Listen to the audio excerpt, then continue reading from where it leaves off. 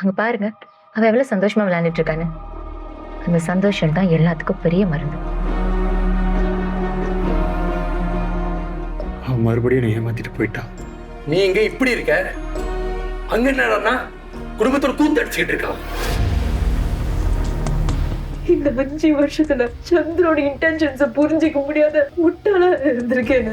யாழ் நீ என் உயிர். அவ இந்த உலகத்துக்கு உன் மூலமா தான் வந்தா. ஒன்னாலதான் இன்னைக்கு நான் அப்பாவா இருக்கேன்.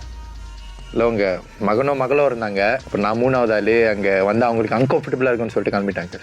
நீயும் என் மகன் மாதிரி தான்.